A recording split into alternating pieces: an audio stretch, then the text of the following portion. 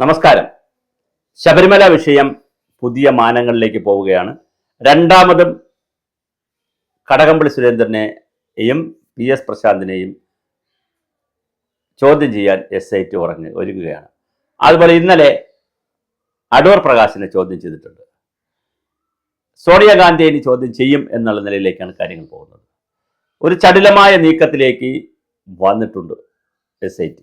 അപ്പോഴും കടകംപള്ളി സുരേന്ദ്രൻ പറയുന്നു, പ്രതിപക്ഷമേ നിങ്ങൾ ഒരു തെളിവ് കൊണ്ടുവാ എന്ന് പറയുമ്പോൾ ഇതേ ചോദ്യമാണ് പത്മകുമാരൻ പറഞ്ഞത്.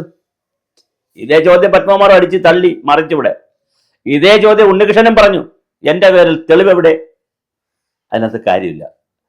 താങ്കൾ 16-17 പ്രാവശ്യം കടകംപള്ളി സുരേന്ദ്രൻ വിദേശത്ത് പോയിരിക്കുന്നു. ചിലത് ഒഫീഷ്യൽ പരിപാടിക്ക്, മറ്റൊക്കെ അൺഒഫീഷ്യൽ പരിപാടി. എന്താണ് ഈ അൺഒഫീഷ്യൽ പരിപാടി? മന്ത്രി പോവാൻ. ബാംഗ്ലൂർ, ചെന്നൈ, ഹൈദരാബാദ് തുടങ്ങിയ ഇന്ത്യയിലെ പ്രമുഖമായ സിറ്റികളിൽ താങ്കൾ കുഞ്ഞു കുഞ്ഞു പരിപാടികൾ വെച്ച് പോയിരിക്കുന്നു. അവിടെ ഉണ്ണികൃഷ്ണൻ പോറ്റിയും വന്നിട്ടുണ്ട്. ഇതൊക്കെ ഞാൻ പറയുന്നതല്ല, ഇന്നത്തെ പത്രങ്ങളും ചാനലുകളും ഒക്കെ ഇങ്ങനെ എഴുതി വിടുന്നതാണ്. അല്ലെ എനിക്കകത്ത് ഞാൻ ഇപ്പോൾ കടകംപള്ളി സുരേന്ദ്രൻ്റെ PR വർക്ക് ചെയ്യുന്ന ആളോ അല്ലെങ്കിൽ അയാളുടെ റൂട്ട് നോക്കുന്ന ആളോ ഒന്നുമല്ല, എനിക്ക് ആ ജോലിയുമില്ല. പക്ഷെ അപ്പോൾ കടകംപള്ളി സുരേന്ദ്രൻ വിദേശ രാജ്യങ്ങളിൽ പോയത് എന്തിന്? ഇന്ത്യയിലെ വിവിധ സംസ്ഥാനങ്ങളിൽ ഉണ്ണികൃഷ്ണൻ പോറ്റിയുടെ സാന്നിധ്യമായി പോയത് എന്തിന്? ഉണ്ണികൃഷ്ണൻ പോറ്റി 4 മുതൽ 5 വരെ വീട് എന്തിന് കടകംപള്ളി സുരേന്ദ്രന് കഴക്കൂട്ട മണ്ഡലത്തിൽ സൗജന്യമായി വെച്ചു കൊടുത്തു? അതിനുള്ള പണം ഉണ്ണികൃഷ്ണൻ പോറ്റിക്ക് എവിടെ നിന്ന് കിട്ടി?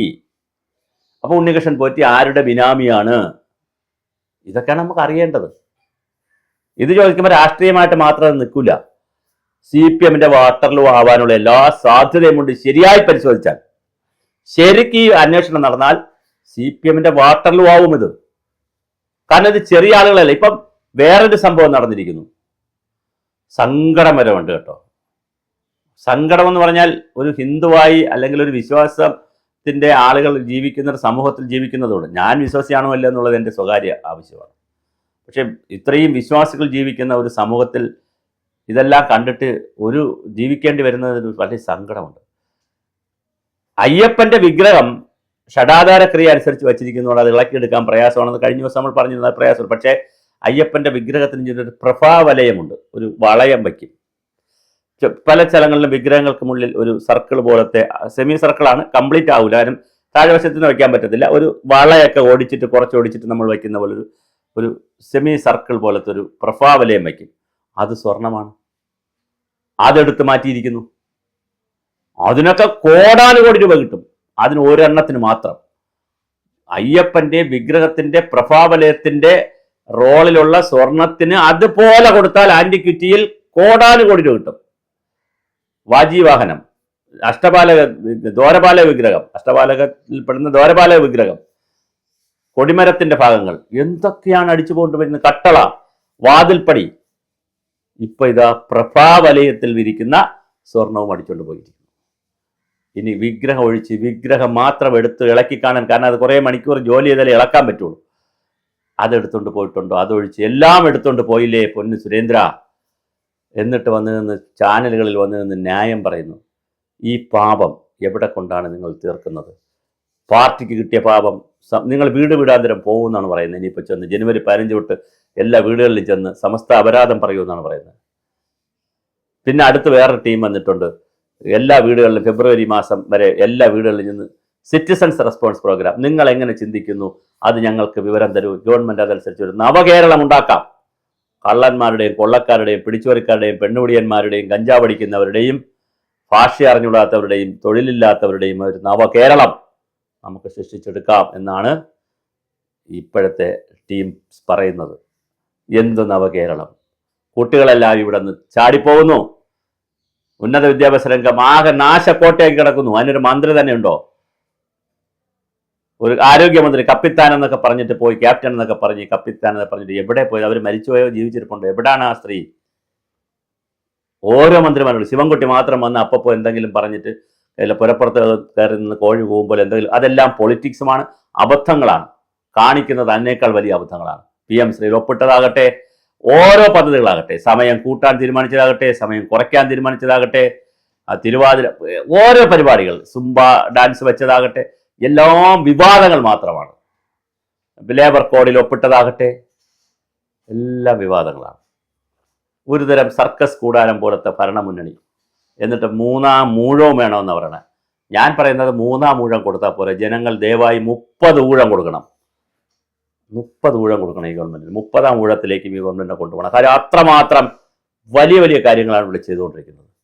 ഒരു വിശ്വാസ സമൂഹത്തെ എങ്ങനെ നശിപ്പിക്കാം, പൊതുസമൂഹത്തെ എങ്ങനെ ഇല്ലാതാക്കാം എന്നുള്ളതിൻ്റെ വലിയ റിസർച്ചാണ് നടക്കുന്നത്. അപ്പോൾ ശബരിമലയിൽ കയറിപ്പോയി കടകംപള്ളി സുരേന്ദ്രനെ അറസ്റ്റ് ചെയ്യുന്നതിലേക്കാണ് കാര്യങ്ങൾ നീങ്ങിക്കൊണ്ടിരിക്കുന്നത്. കടകംപള്ളി സുരേന്ദ്രനെ അറസ്റ്റ് ചെയ്യേണ്ടി വരും, ചോദ്യം ചെയ്യേണ്ടി വരുമെന്ന് വളരെ നേരത്തെ, ഒരുപക്ഷെ ആദ്യമായി വീഡിയോ ചെയ്തത് സുഭാഷിതൻ ചാനലായിരിക്കും. ഞാൻ മറ്റു ചാനലുകളിൽ പോയി പറയുകയും ചെയ്തിരുന്നു, വിളിച്ച ചാനലുകളിൽ. അപ്പോൾ ഒരുപാട് പേര് പറഞ്ഞു, ഓ കടകംപള്ളി സുരേന്ദ്രനോ, കടകംപള്ളി സുരേന്ദ്രനും ദേവസ്വം ബോർഡുമായിട്ട് എന്ത് ബന്ധം, രണ്ട് സ്ഥാപനമല്ലേ. നമ്മളെ സോഷ്യൽ മീഡിയ നോക്കിക്കഴിഞ്ഞാൽ കുറേ ചേട്ടന്മാർ, ഇപ്പം ജയചന്ദ്രൻ എന്നൊക്കെ പറയുന്ന ആൾ, കെ ജേക്കബ്, ഗോപൻ മുകുന്ദൻ, ഇങ്ങനെ കുറേ ചേട്ടന്മാരുണ്ട്, ഒരുപാട് പേരുണ്ട് ഇങ്ങനെ സോഷ്യൽ മീഡിയയിൽ വന്ന് ഇങ്ങനെ ബഹളം ഉണ്ടാക്കുന്നവർ, ഫേസ്ബുക്കിലൊക്കെ വന്ന്. നന്നായി അവരെ ജോലി അതാണ്. കാരണം അവർ ഇപ്പോൾ രണ്ട് രീതിയിലാണ് അവർ പലപ്പോഴും അവർ പറഞ്ഞിട്ടുണ്ട്, ഞങ്ങളുടെ ജോലി ഇതാണ്, എന്ത് തെറ്റ് ചെയ്താലും പാർട്ടിയെ ന്യായീകരിച്ചുകൊണ്ട് പോസ്റ്റുകൾ തയ്യാറാക്കുന്നുള്ള ഞങ്ങളുടെ ജോലിയാണ്. ഞങ്ങൾ ശമ്പളമൊന്നും വാങ്ങുന്നില്ല, പക്ഷെ ഞങ്ങളുടെ ജോലി അതാണ്, ന്യായീകരിച്ചുകൊണ്ട് മെസ്സേജുകൾ ഇടുക എന്നുള്ളതാണ് ഞങ്ങളുടെ ജോലി. ബേസിക്കലി ഞങ്ങൾ കമ്മ്യൂണിസ്റ്റുകാരാണ്. അപ്പോൾ ഒരു ദിവസം ഒരാൾ ഒരു കമൻറ്റ് ചോദിച്ചപ്പോൾ അതിലൊരാൾ പറഞ്ഞു, ഞാൻ കമ്മ്യൂണിസ്റ്റുകാരനാണ്, മാർക്സിസ്റ്റ് പാർട്ടിയെ ന്യായീകരിക്കുക എന്നുള്ളതാണ് എൻ്റെ ജോലി. ശരിയാണ്, ന്യായീകരണം നടക്കട്ടെ. പക്ഷേ പൊതുബോധം മാറി സഞ്ചരിക്കുകയാണ്, കേരളത്തിലെ പൊതുബോധം മാറി സഞ്ചരിക്കുകയാണ്. അവർ വേറെ രൂപത്തിലേക്ക് പോകണം. അത് വെള്ളാപ്പള്ളിയെ നിർത്തിക്കൊണ്ട് പ്രതിരോധിച്ചാലൊന്നും തീരുന്ന വിഷയമല്ല.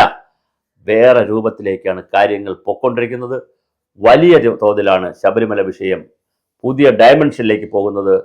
കടകംപള്ളി സുരേന്ദ്രനെ അറസ്റ്റ് ചെയ്യാനുള്ള എല്ലാ സാധ്യതയും കാണുന്നു. പ്രശാന്തിനെ അറസ്റ്റ് ചെയ്യാനുള്ള സാധ്യത കാണുന്നു.